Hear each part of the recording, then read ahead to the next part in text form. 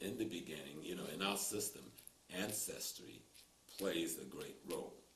And in Haiti, if you go to any home, even those who say they're Catholic, almost every home in Haiti, whether they proclaim Christianity or not, have shrines to their ancestors.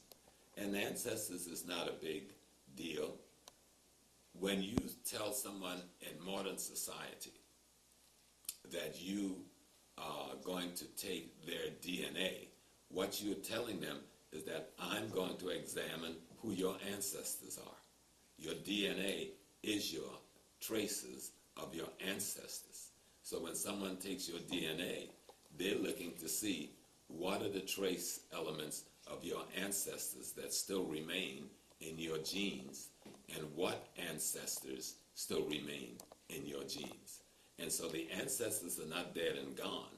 The ancestors are actually embedded in us, in our DNA, embedded in every cell and every gene in our body.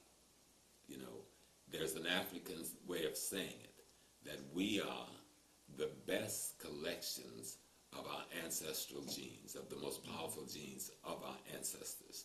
Thus, we are the latest model and the highest tech version of those ancestors. And when we pass these genes on to our children, we not only pass ourselves on, we pass all the ancestors that came before us in that line on. So the ancestors isn't something in the past.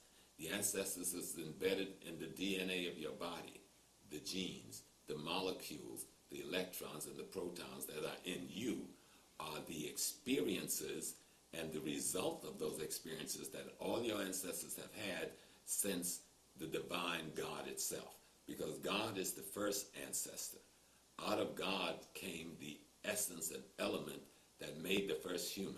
And in us are the elements that came from the divine into the first human that has been passed down to us. That is the essence of Vodun.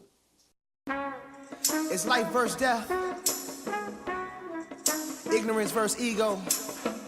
There's a book versus a gun. And our babies is trying to war. There's a war going on outside. No man is safe from